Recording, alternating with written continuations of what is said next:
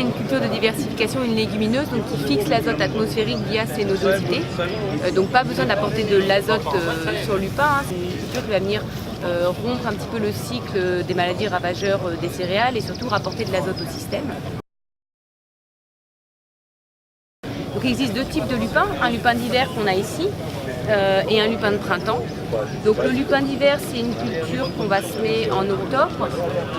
Première chose importante à savoir, le lupin déteste le calcaire actif, donc choisir des sols plutôt acides ou avec un calcaire actif en tout cas inférieur à 2,5%. On va labourer en amont. On a un seul ravageur sur le lupin d'hiver, c'est la mouche des semis, donc qui va profiter des pailles un peu fraîches pour venir pondre, et la larve en fait s'attaque au pivot des jeunes plantes. Donc l'objectif du labour un mois avant le semis, c'est de venir enfouir ces pailles et de limiter au maximum les pontes au moment du semis. Donc on sème alors dans les régions de l'ouest plutôt fin septembre, début octobre. En région plus au sud, ici on est plutôt à la mi-octobre.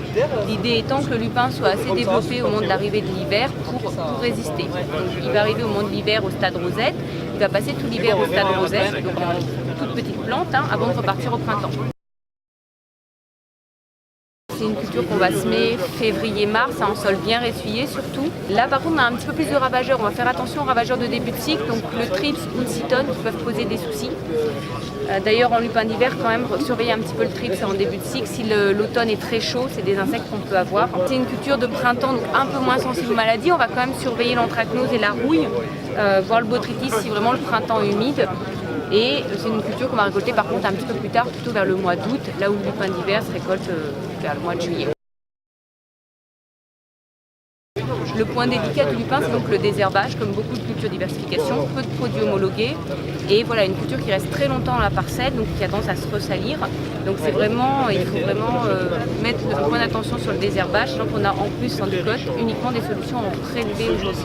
Après il n'y a pas grand chose à faire sur le lupin, on n'a pas d'autres ravageurs que la mouche des semis, donc pendant toute la culture on est tranquille sur les ravageurs, pas d'insecticides. On va pouvoir, si le printemps est humide, peut-être protéger un petit peu contre l'anthracnose ou le botrytis, voire la rouille en fin de cycle. Donc voilà, un petit peu surveiller à partir du printemps. Et puis après on arrive à la moisson, c'est une culture qui est donc assez simple. Au niveau de la valorisation, c'est donc une plante riche en protéines. On a plus de protéines que le pois ou la févrole, on se rapproche un peu d'un soja.